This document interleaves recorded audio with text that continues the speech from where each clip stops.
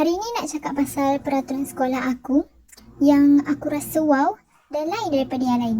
Tapi mungkin, untuk makluman awal, mungkin ada yang sama dengan peraturan sekolah korang. Sebelum kita mula, aku cakap lah kan. Aku tak ada mikrofon, jadi boleh dengar suara-suara latar belakang. Contohnya suara mesin basuh sebab tengah basuh kain. Lepas tu lagi satu, aku tak tulis skrip.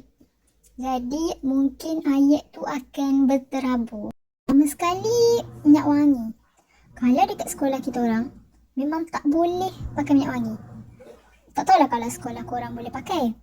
Tapi pernah lah ada satu sekolah ni yang aku tahu, dia dibenarkan untuk pakai minyak wangi. Yang kedua pula, deodoran.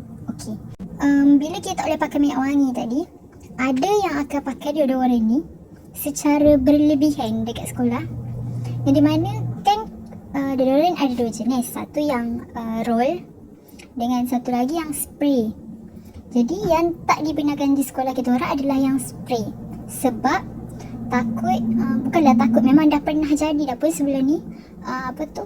Murid-murid ramainya. Murid spray deodoran pada pakaian diorang supaya diorang lagi orang kata wangi lah. Yang ketiga pula, sekolah kita orang diwajibkan untuk pakai jarum kiri dan kanan. Kat sekolah kita orang, beg, tudung, lepas tu pakai pin kiri dan kanan dekat bahagian bawah. Maksudnya dekat mana tempat lipatan tu bermula. Macam tu. Yang keempat pula adalah peraturan kasut. Kasut kita orang kena pakai yang jenis kain saja, tak boleh bergetah PVC, kasut kulit apa semua tak boleh.